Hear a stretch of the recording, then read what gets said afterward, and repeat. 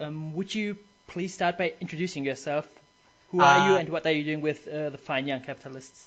Hi, I'm Matt. I'm the bondsman from the Fine Young Capitalists. That means that I basically put down money to make sure that the production will actually succeed, and if it succeeds, I get that back. It's so that I'm financially involved in the production, but so that I don't actually get paid. And what the Fine Young Capitalists is it's a group that just gets people who don't normally make media to make something and then to sell it for money so that money goes to charity. The big project that we're working on right now is a women in video games project. So we did an open call where anyone who self-identified as a woman could present their idea. We went through those and we took the top five ones and we got those women to work with professional concept artists to kind of show their idea to the world. The internet then is now voting on the best idea. And then if there's enough interest, if we raise enough money through crowdfunding, we'll make that game. We'll work with that woman to make the game, and then we'll give the profits to charity. So, what's the current time frame? So, when will the voting end? The voting it's probably going to end a week before the end of the Indiegogo campaign, and the Indiegogo campaign is ending in about 20 days, so September 26th. So, when you start that contest, I think probably the first reaction you got was, aren't you discriminating against men? Because at least in Germany, that's what usually happens when someone tries to help a underrepresented minority. I'll actually explain that. The first thing is that the reason why we can do it legally is under Canadian law, contests aren't considered what's a charter violation, which means that they're not covered under the Charter of Human Rights. So you can run a contest like that. But what's more important to understand here is that it's really the women's coming up with the idea. The game's going to be made, the director of the games is a woman and the producer's a woman, but many of the programmers, many of the designers, it's going to be done by men. And all of the games support modding, so what we actually want to do is men to actually work on the game, to actually add their ideas to it. And we set it up so that if you've made a mod, if you love this idea so much that you're going to spend tons of time making a mod, that we'll happily allow you to sell that mod through the Steam store or the iPhone store, and we'll give the money from that mod to whatever your charity is. So it's more of kind of a launching platform for the idea than to segregate it all the way through. Okay, so basically after the voting is done and the campaign goes through, if it gets funded, do you already have some sort of rough timeline? Yeah, we're saying 6 months is probably how long it's going to take. But I think I think it would be. We are going to all the code's open source, so you'll be able to actually see the game as it's being built and compile it on your own. But we think that it's probably going to be a late 6 months, probably going on 7 or 8 to get it perfect. But the plan is still for 6. Okay, so and to realize the game, you're partnering with a Colombian company. Might help me out with the pronunciation here. It's Autobotica. Autobotica, okay. Yeah, it sounds very similar to from Transformers. They're a transmedia company located in Colombia, and one of the things about it is in South America, there's still a ton of interest in creating a video game scene, but the economics of the culture make it difficult to support developers for that country. So this was seen as a really good way of them making contacts in North America and for them to add their own unique feel to the game. They do actually make a lot of games. They just make games for television companies and make games as contract work. They don't make their own. And they're really happy to work with these women because they'll actually get to make a game of their own that they'll be able to brand, and that will increase the representation of the Colombian industry worldwide. Okay, and I'm not sure on this one, but you basically are looking to turn this into an annual thing if this first attempt goes through as planned? Yeah, our thing is it matters. It's really how the community does it. This is a very new idea, because we're taking people who, again, like the community doesn't really know. All of the women that are making the game are professionals, but the creator, like, they don't really know the person. They just know it's their idea. And it really matters, like, it becomes like, is this something you want us to do every year? Is this a good way of getting people into the industry, or is it just artificially forcing them in? And we don't really know until we do it the first time and see how people react to it. So I would like, as I said, I would like to do other contests like this with different minorities and different groups as just a means of showing people that they have ideas that everybody could enjoy and that people will actually pay money for, partially so that more businesses will hire them. But I don't know if that is if that message will like survive all of the drama. There's been quite a bit of that, but we're going to talk later about that. So you mentioned that you're doing other projects as well. Can you shed a light on that, maybe? Yeah, if you go to our website, we're doing another graphic novel project called Sinless, and basically we find that in urban minorities, but basically people who self-identify as black, there's still a literacy problem, and part of the reason is there isn't a lot of characters, so that people who are like looking up to black characters, so people who are looking to like, especially young boys who are looking to find a story to read, they just don't see themselves in the characters. So we're just doing an open call where anybody who self-identifies as black can come up with a character for this setting that we've created. And then we're going to take the top 25 and we'll do illustrations of them. The internet will choose the top 5, and then we'll make it into a graphic novel. And it's the same kind of idea. We'll work with them to make a graphic novel with these characters. We'll work with the community to create this setting. And then we'll print the book, and it basically works that you can buy 2 copies if you want. One goes to you, and then another's donated to a public library, a public school in your name. And hopefully that'll increase the number of the representation of these minorities so that people will use the manga as a way to kind of develop a love of reading, and that it'll help to solve some of this literacy problem, but more importantly, just allow for there to be more representation. Okay, so you're keeping quite busy because Yep. you're now running several projects side by side.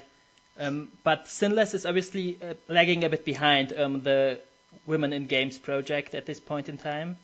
Yeah, well, it's proposing ideas, and the nature of humanity is that people only post their ideas when they have a week left. Yeah. Like, I forget what it was, but it was like over 40% of our applicants were in the last 5 days for the video game one. So again, it's annoying, but it's a real thing. Yeah, I mean, on your side, it's probably you're wondering why is no one interested in this, and then like 5 days before the end, this whole slew of applications comes crashing in, and you're like totally overwhelmed because suddenly you have so much to do. Yeah, and it's what we expected, and like we are going through, again, for the video game ideas, we started prejudging a lot of them before we got the whole bunch at the end. But as I said, it was just like, oh, we got a whole bunch at the end, and they're good, thank God. So you started mentioning like a couple of days ago via your social media channels that you're also looking into creating a televised game jam. That won't be through. Okay, money is the lifeblood of everything, and we're kind of soft on crowdsourcing just because it's taking money from a community, and what we'd really love to move into is to a pre-order system so that the game will be made. You can just pre-order it. So the televised game jam, what we're thinking of doing is we've already found interest from a television company that kind of likes this idea. And what we're trying to do now is we're actually asking the community, because these have failed in the past, why did you hate the previous ones, and what can we do to work with you guys? Because inevitably you're the audience. So what can we do to actually make this so that you be not only interested in watching it, but this would be a good way of getting independent developers who don't have a lot of interest to actually have their work seen.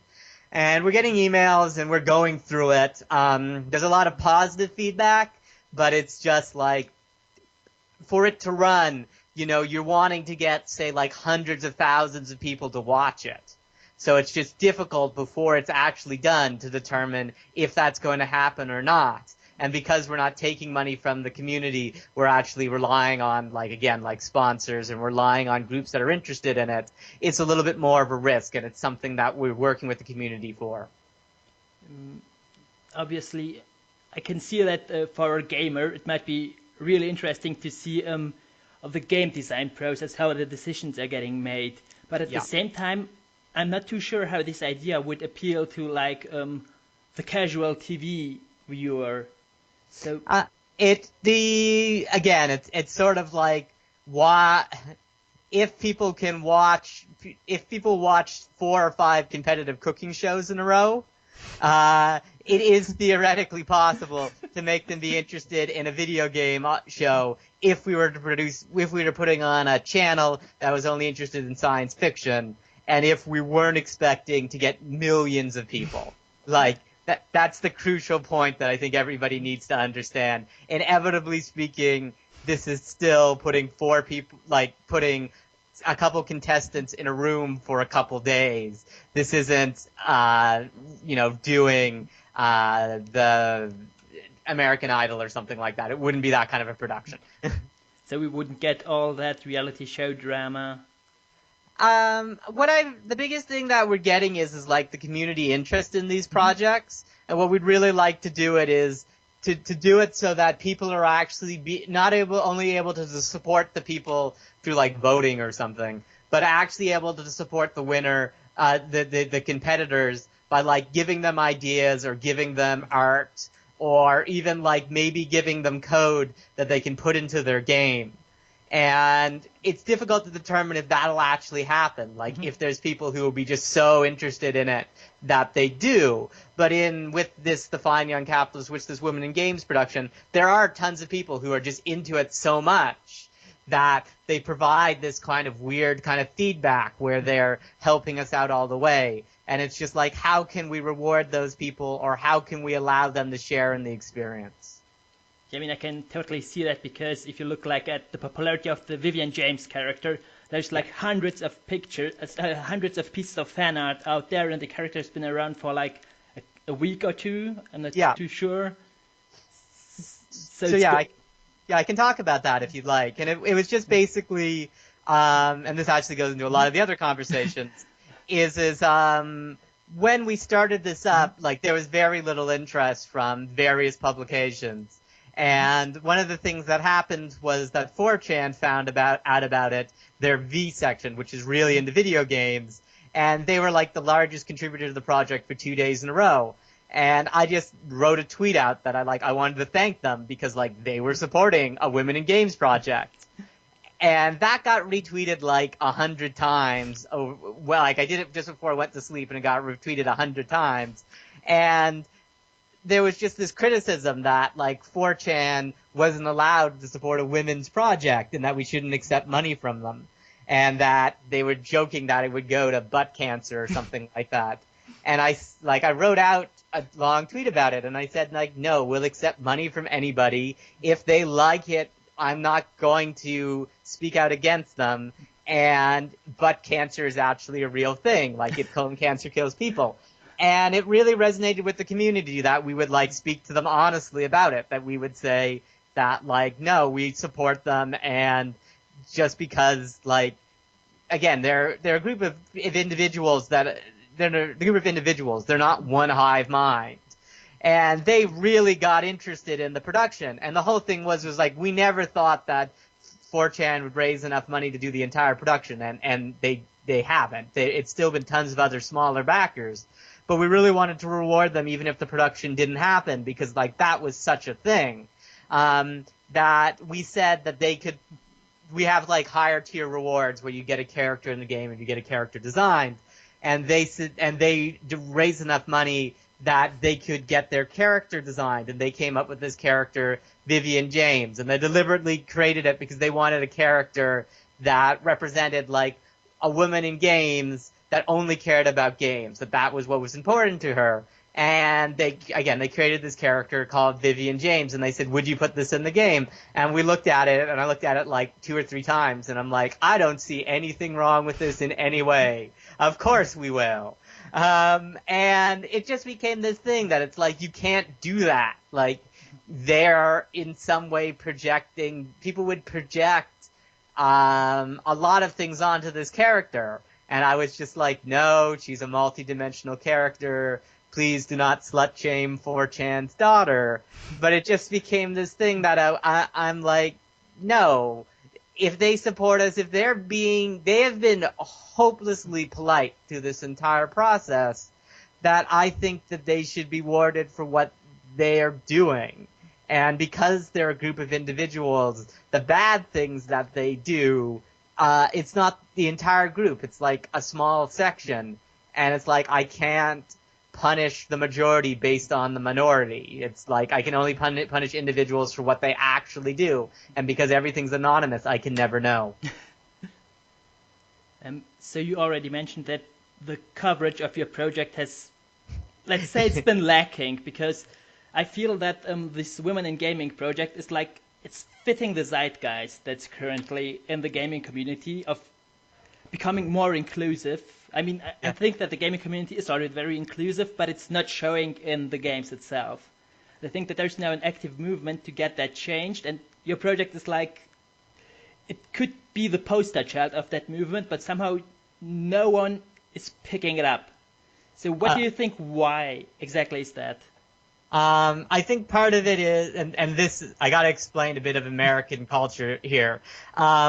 We talk about it in the page as a patriarchy, but what it is that men are supposed to lead and women are supposed to support them.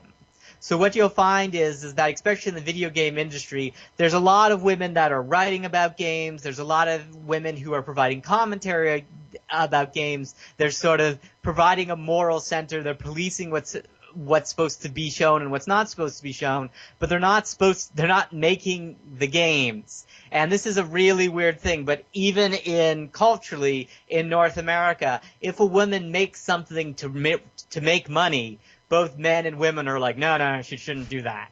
And this production was all about that. Like, we were very much in your face about this. Like, we want you to only support this game if you think it will make money and if you think it's worth making. We do not want you supporting this project because you feel guilty or you just think that women should be more represented. No, you have to think that this is a good idea, because the whole point of this is so that other businesses can actually see that investing in women's ideas is a good idea because of diversity, but also because it makes them money. And the issue with that is like, a lot of people just felt that isn't how women should be represented. And we had people who would just come up to us and say, like, no, this is wrong, or they would always try to find, like, the most evil things that they could do. Like, 4chan was supporting, this is entirely a false flag operation by 4chan so that the internet, like, thinks they're a feminist group. And I was just like, every time that happens, I have to explain to them, like, I don't think 4chan really cares of what you think about them. Like, I don't think you're so significant in 4chan's life that they care about your opinion.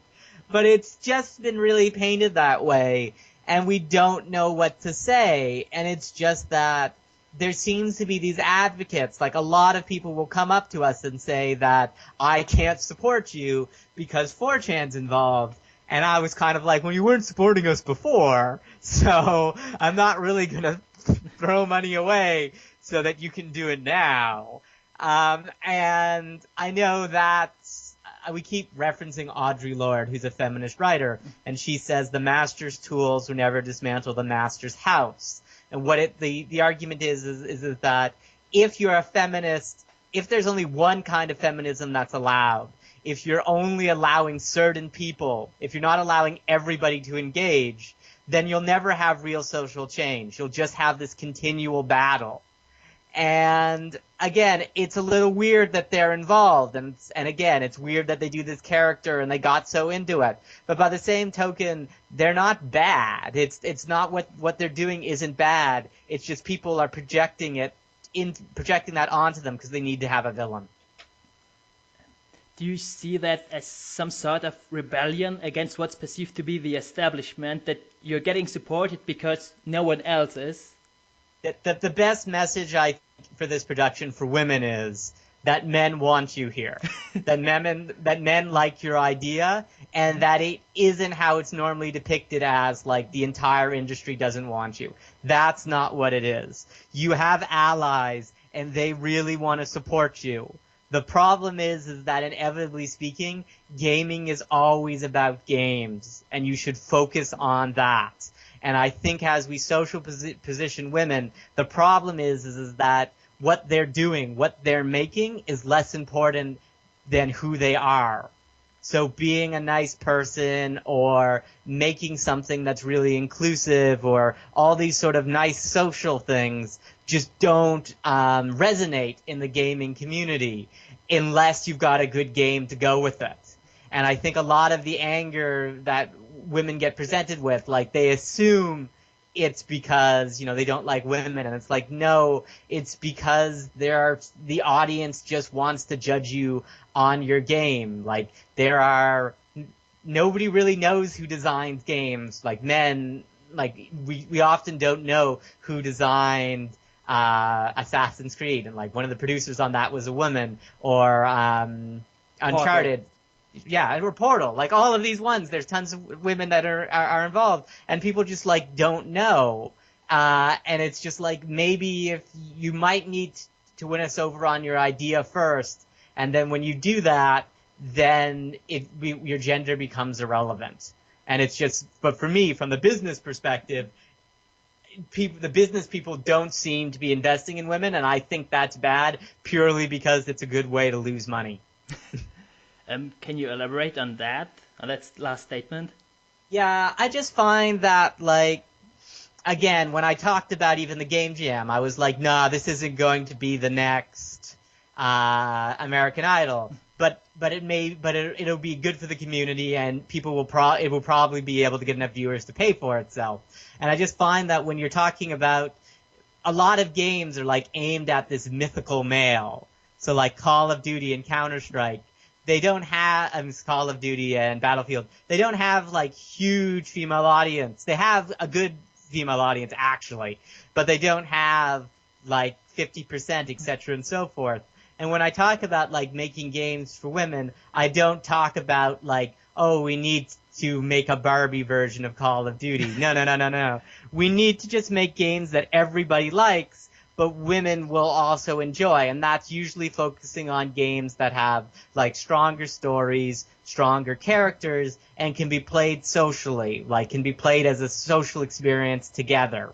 And these are all things that are like a good idea, both because men like them and both because like people will buy them, and you can make money on them. But they aren't these super billion-dollar franchises, and I just find that the larger game publishers, like AAA publishers, are like, I do want to support women, but by the same token, I want to make more money than God.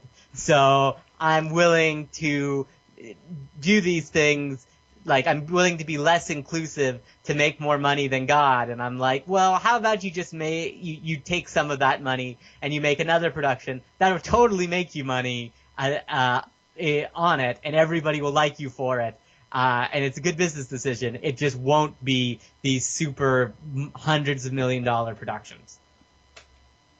Yeah, it's actually quite hard to find an example of a game that did really well, that has like a strong female character. And when I look at the list of best-selling games, you obviously got sports games, and you've got like shooters. And what I'm wondering is if you had, instead of Gears of War, like Girls of War with an all-female cast, I just don't think that would sell the same.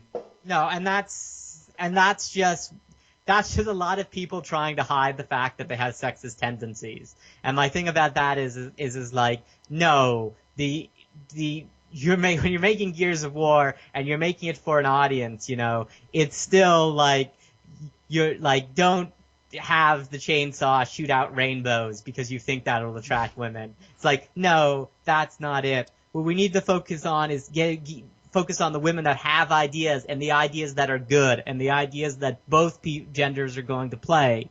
We need to focus on having those things get made. And I just feel like right now, that's not the conversation that we're having. Where the conversation we're having is just to restrict these games, to restrict what kind of media is being, how women are being represented. And my big issue about that is coming from the television industry. When you have stuff like Hannibal or Criminal Minds or these kind of shows where there's all this violence and there's women being cut up, you would expect that, like, this is a show that's aimed at men, and it basically takes something in their brain and makes them into killers. And it's like, no, those shows have female audiences. Women like watching these shows. And it's as you pathologize the behavior, as you go through every video game and you say that these kind of behaviors are only aimed at men, any women that likes the game now feels like she's, she almost feels like she's not a woman. Like, that's not the thing. Like, these women that like these games, people like these games. Like, it's just statistically there isn't as many women, but the women who like them just pretty much like them for the same reason as men. The important thing is to understand that, like, the conversations we're having have to be grounded in facts. And I find that a lot of people are just presenting arguments that they sound good to a crowd, but they don't seem to work out in real life. Yeah, I believe that the current problem of the feminist movement to get a hold in the gaming community is that we have one side of the movement that's being very aggressive, but in a very negative way, by painting a very dark picture of the gaming community and the game development community.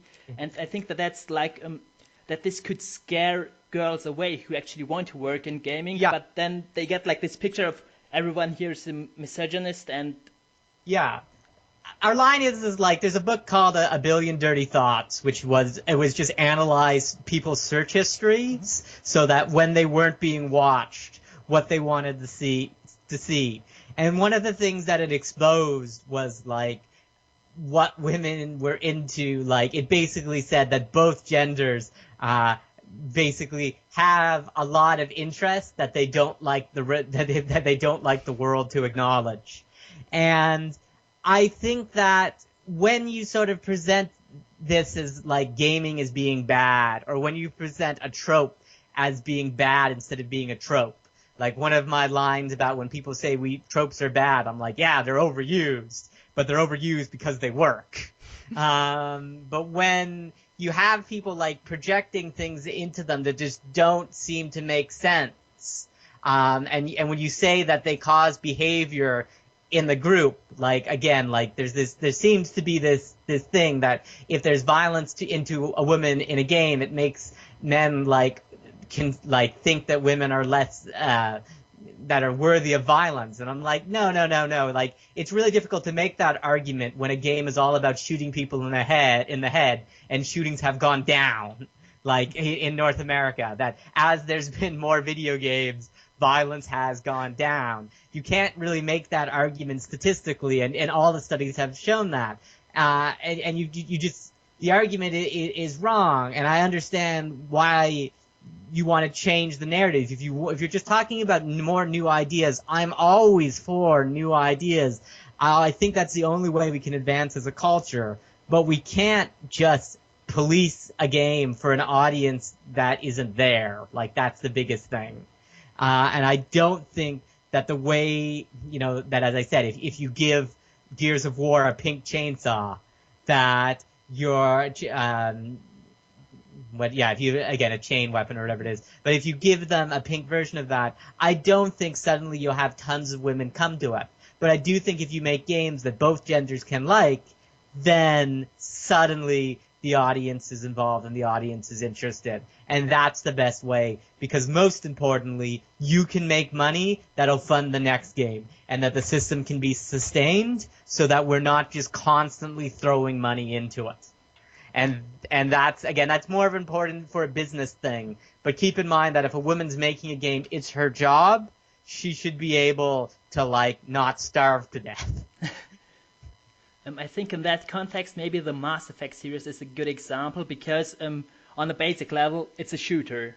Yeah. And girls don't like shooters, but somehow they like Mass Effect. And I think it's not because of the gameplay, but because of the other elements that are there, like the strong, the strong story. And I think that one of our lines is like they're semi-popular there, but in Germany, but like adventure games have like more of a female demographic, and games that can be played like socially have more of a female demographic.